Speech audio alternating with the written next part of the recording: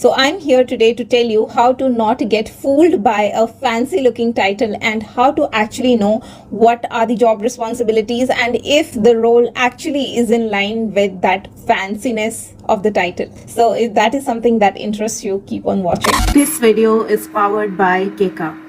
So I'll be talking about a 3-step method, in which third step being the most important and a lifesaver step, where you can actually guarantee that what you understood is the role that you are getting. So do not miss out on the third step, and that step is specially skipped by newcomers or beginners in the industry, so you do not want to miss out on that. So let's start with the first step, and that first step is a no-brainer, which is having the JD beforehand. Beforehand means before your interview. If you are not provided with the JD, ask for it. If you are provided with just 2-3 lines of the job description, do not settle with that. Ask for a detailed job description where at least you have 10 to 12 your day-to-day responsibilities listed. Now there are various benefits of having this JD. Number one benefit is you have plenty of information with you to exactly know what topics you need to prepare for that interview, because if it's a detailed job description, then it will list all important factors and skills that the interviewer is looking for in the person. So if you are just settling the 2-3 lines of job description, then you are simply wasting your time in the interview. You might end up preparing something else and the interviewer might be expecting something else. So that's number one benefit, that you can prepare yourself accordingly if you have a detailed JD with you beforehand. Second benefit is that if there is some points that come to your mind which is not really related to any skill but about the day-to-day task of the role, then you can pen down those questions beforehand, and when during the interview the interviewer asks you that do you have any questions for us or for me, then you can ask those questions, those role related questions. Those will be relevant questions because obviously they are related to role. It's not that you are asking some random questions just to fill in the gap, just to answer that question with something. So having a job description before the interview is a must. You shouldn't settle for an answer where they say that we have not designed the JD yet, it's a new role, or blah blah blah. Get the job description before the interview. You can even tell the interviewer or the HR that you can wait for your interview slot till the manager comes up with the job description, the detailed job description. Yes, there's nothing wrong in saying that. It's not negative. It's your right to have the job description before your interview.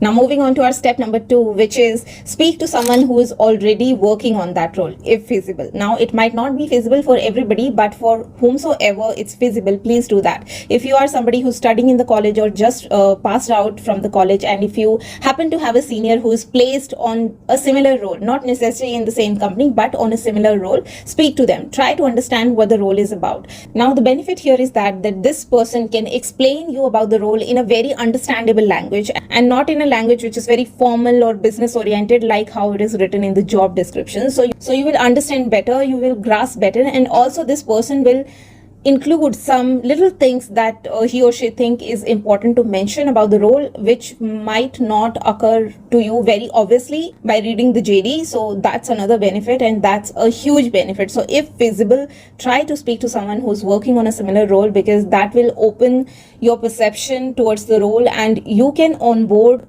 with a prepared mindset. And as a HR, I can confirm this, that people who come with right expectation, they outperform people who come with no expectations or who come with wrong expectations at work. People who have right expectations and who exactly know what to expect in the role that they are getting, they tends to get really successful on those roles. So if feasible, try to speak to someone. And now moving to our third step, which is the star step of this process, which is asking your HR or your recruiter with whomsoever you are in conversation with to arrange your call, your final call with the hiring manager. And here I'm not talking about any random manager who took your interview in the interview round process. Here I'm talking about the manager to whom you will be reporting. Now that manager might or might not have taken your interview, because there can be a lot of other people who can take your interview, especially if you are on a beginner level. So it's important to have a call with the person to whom you will be reporting to, because believe me guys, that person is the best person on this earth to know that what your role looks like, what your day-to-day will be looking like once you are on board in that role. And be rest assured, it doesn't impact your feedback, it doesn't impact your offer. In fact, it will give a very positive picture,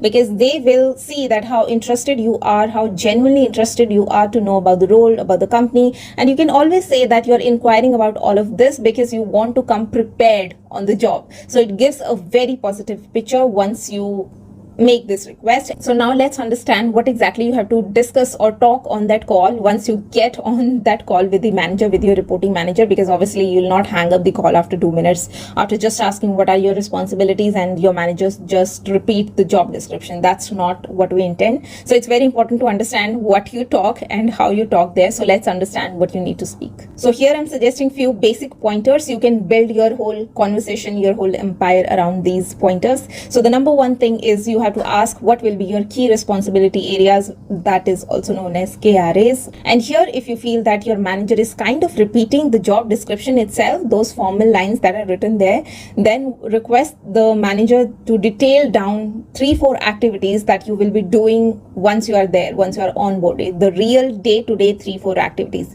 Once you request this will bring your manager's conscious to the actual task part of this person, and then he will start discussing the role in more depth. And the next thing to check is about the deputation of the job, whether you'll be working from the client side or it will always be an in-house project. Now this information might or might not be facilitated at the earlier stage of the interview, but your manager should be able to confirm it from a longer duration point of view, whether it will be always an in-house project or there is a possibility in future of this being a client side role where you have to actually visit a client site maybe twice a week, thrice a week, or 5 times a week, and you have to work from there. Now there's nothing wrong with either of them, but everybody has their own choices. Some people like being on the client side, some people do not. So you must be aware what the role demand, and then you can choose the offer accordingly. And the third point that you can discuss here is the career progression. You can check with your manager that the title at which you are joining, what is the future of that title, how that title grows, where it goes. For example, if you are joining as a software developer, how is the career progression of a software developer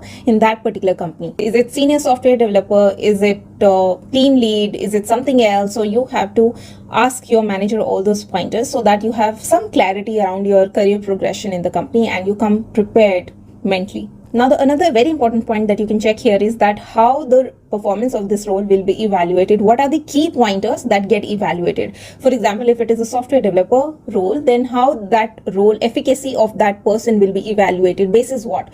Will it be evaluated basis the number of lines of code the person has written, or it is number of tools that the person has designed to automate the process? What exactly will go into deciding that that person is performing well on this role? So this will give you a very good idea about what to expect on that role, and from the day one you will be focused to perform really well because you know exactly what is considered good performance, so you will perform accordingly. Now the next thing that you can check is about the company, like what are the future plans for the company for this project, how many people are joining along with you in this team, in this project, on this particular role. Is it a new team or is it already an existing team? Is it a role that is filling somebody who's leaving, or it is a freshly created role where which didn't exist in the team before? So when you get answers to all these questions, you get immense clarity from the day one, and your manager gets an impression that you are a candidate who has come prepared and who has done all his or her homework, and they will take you seriously for sure. So here in this video, the key message that I want to give you is that do not ever assume, looking at the job title, that what the role will be.